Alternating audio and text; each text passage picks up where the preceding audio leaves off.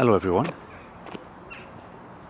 This evening I am at Bishopwearmouth Cemetery in Sunderland, and I'm going to tell a story about a Sunderland lady, or most of her life she would be classed as being a Bishopwearmouth girl, an old lady.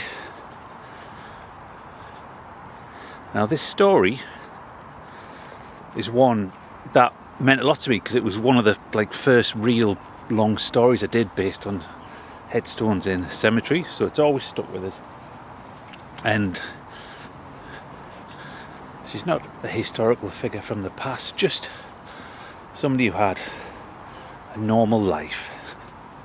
So we're just going to walk across and I'll tell a story as we go, but I just wanted to show you as we're walking past it, these small headstones are there for victims of the Victoria Hall disaster. So if you ever come to Bishopwearmouth Cemetery, this is where most of the children from the Bishopwearmouth who were buried in Bishopwearmouth Cemetery are buried. But back on the 11th of June in 1845, a girl was born by the name of Sarah Grace Ormandy. She was born and baptised in Bishopwearmouth. Her father was a shoemaker called John Ormondy. He was from Welton in Cumberland, and her mother was called Grace Forrest, and she was from Whitby. They'd been married back in 1833. So young Sarah was born in July 1867. She married a young man by the name of Robert Featonby. He was the son of a Wesleyan minister and a coal miner, and back in 1861 Robert himself was working as a 16-year-old miner at Shotton Colliery pit. So the two of them married. A couple of months later a child was born, a young boy, and called Robert Ormondy Featonby. So they kept the Ormondy name within the family.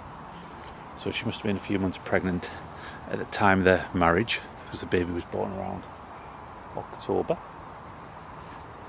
But in 1869 her husband died over in India.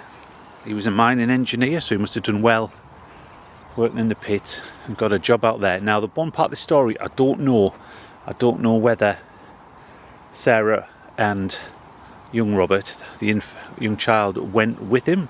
They possibly could have done. Would have been a long journey there and a longer journey back. So, or she might have just waited at home till he finished his position over there. But sadly, in 1869, Robert died out in India. Now, as was common at the time, there was a lot of young couples got married, they had a child, but sadly one of them passed away. So often the person who was left would move back in with their own parents and take the child with them, which is exactly what Sarah did. And she went and moved back in her parents' home in Bishopwearmouth. Now apologies, it is quite windy. I've got the mufflers on, but it's still windy. But of course things would take a turn for the worse, because in 1873 the young child, who was 6-year-old, died on December the 28th. Young Robert Ormondy Featonby passed away, and he was buried at New Year's Eve at Bishopwearmouth Cemetery, and we'll go and have a look where he was buried. It's just this little spot right next to the cemetery chapel. So, in memory of Robert Featonby, who died in India, I think that's April the 11th, 1869, aged just 24 years. And then also Robert Ormondy, son of the above, who died December the 28th, 1873, aged 6 years. Thy will be done. So Sarah must have erected this headstone in memory of her husband and their only child. Now, Sarah was then to become a servant for Thomas William Backhouse, one of the wealthiest men in Sunderland, who owned West Hendon House and was to give Backhouse Park to the town later on. And for 40 years she was in his service, living actually at West Hendon House. Now, around 1912 to 1920, at some point in that period, she got her own house at 20 Ennerdale down in Ashbrook. The cottage is still there to this day. In 1920, Thomas William Backhouse passed away, and he hadn't forgotten the service that Sarah had done for him and his family at that home. So he left her £100 in the will, which is, a decent amount for 1920. Then, in 1926, Sarah passed away. She was 81-year-old.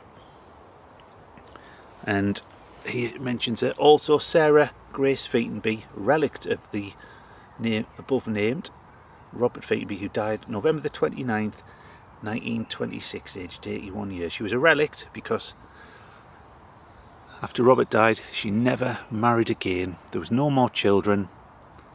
That's what she did. Just went into service and lived the rest of her life peacefully, did well for herself. And when she died, the amount that was left was the equivalent of over £50,000 a day. So she'd worked hard over that period. But when a child was buried here, the only way she could have come up here, because it's a good, probably 2 miles from down West Hendon House, might be even further, was either by walking or by,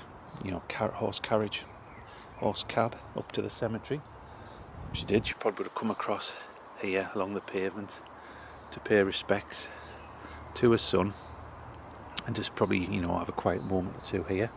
And how the world had changed, because when she died in 1926, she would have been able to get a tram all the way up Chester Road. She'd probably even get a bus, a motor vehicle, complete and utter different world. So this particular video is dedicated to Sarah Grace Featonby, a wife and a mother who lost a beloved husband and a beloved child of the same name, and then that was it. So if you're ever in Bishopwearmouth Cemetery, just so you can get an idea where we are, there's the War Memorial and the Commonwealth Grave section and the chapel there, so it's right close to the path. There it is. So thank you very much for watching. That was just a short story about what the history you can get from one of these long gone people from Bishopwearmouth. What I forgot to mention actually is, when she was born, Bishopwearmouth and Sunderland were two separate places, probably a little bit like Manchester and Salford are, but people today still say that, mention Salford, live in Salford, etc. Whereas you'll very much unlikely find any single person who says that they come from Bishopwearmouth or live in Bishopwearmouth. It's sort of historically disappeared, even though when Sarah was alive, she was a Bishopwearmouth girl, Bishopwearmouth woman.